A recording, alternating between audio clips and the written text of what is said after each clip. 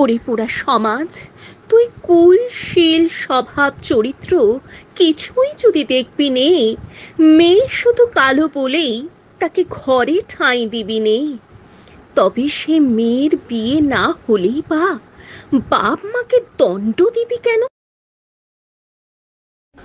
দুর্গামণির মুখ দিয়ে শরৎচন্দ্র চট্টোপাধ্যায় অরক্ষণীয়া উপন্যাসে সমাজকে ঠিক এই প্রশ্নটি করেছেন।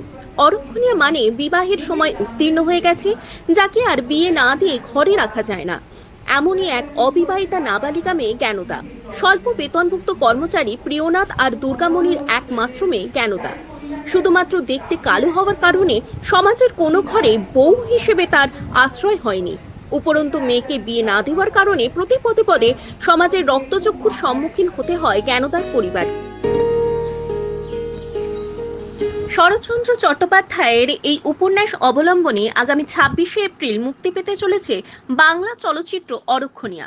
দ্য হোয়াইট হর্স এন্টারটেইনমেন্ট নিবেদিত এবং ইয়াসমিন ইব্রাহিম ও সর্বজিৎ মণ্ডল নির্দেশিত বাংলা চলচ্চিত্র অরক্ষণীয়ায় মুখ্য চরিত্রে দেখা যাবে অভিনেতা বিশ্বজিৎ চক্রবর্তীকে।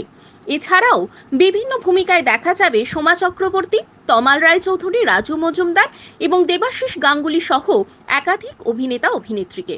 দ্য হোয়াইট হর্স এন্টারটেইনমেন্টের পক্ষ থেকে বলা হয়েছে, এই চলচ্চিত্রের মাধ্যমে বাংলা চলচ্চিত্র জগতে আত্মপ্রকাশ করতে চলেছেন অপলক যশ। বারংবার পত্র দিয়া তার পড়াশোনা ব্যাঘাত ঘটাইবেন না। আমি যা স্থির করবো তাই হবে। শালাবাবু, ভালো করে দেখে নাও, এই তোমার হবু স্ত্রী। যখন আবার অরক্ষণীয়া, এবং অরক্ষণীয়া কেন, শরৎবাবুর যে কোনো লেখা কিংবা অন্যান্য সাহিত্যিকের লেখা যদি হয়, আমার মনে হয় শিল্পীরা আগে যদি সেই সুযোগ পায় তো নিশ্চয়ই করার জন্য এগিয়ে আসবে। এটা একটা কি হয়, এই সাহিত্যের এই চরিত্রগুলো তো আমাদের মানুষের মনে একেবারে গেঁথে গেছে। তখন মনে ওই চরিত্রে যদি অভিনয় করতে পারি, বড় নিজেকে ধন্য বলে মনে করতাম। তুমি কষ্ট পাইবে বলে সব সইয়া বাসি আছি। আমার নাম অপলক যশ।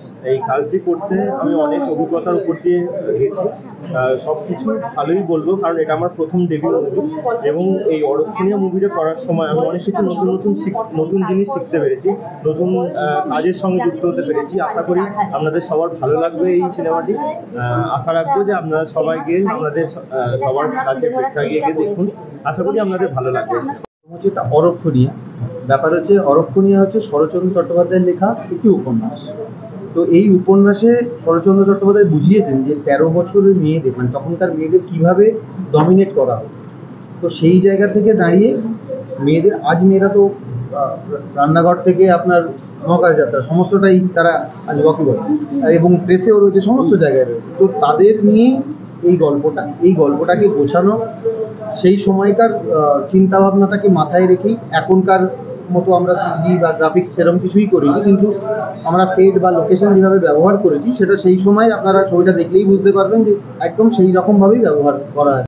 তো আমরা এইটুকু প্রচেষ্টা করেছি যে অ্যাটলিস্ট তুলে ধরা এখনকার সমাজে, তখন 1916 বা 1800 সময়ের যে গল্প, আর এখন আমরা 2024-এ দাঁড়িয়ে আছি, সে তুলনায় মেয়েরা কতটা স্বাধীনতা পেয়েছে সেটা একটু তুলে ধরার চেষ্টা করেছি সবার সামনে।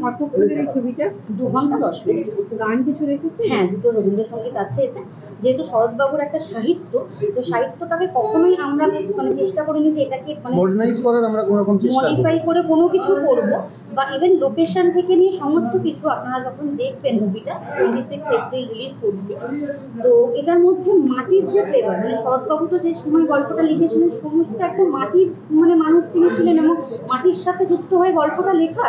তো মাটির ফ্লেভারটা পুরোটাই ধরে রাখার আমরা চেষ্টা করেছি। শুধু তুমি কষ্ট পাইবে বলে সব সইয়া বাসি আছি।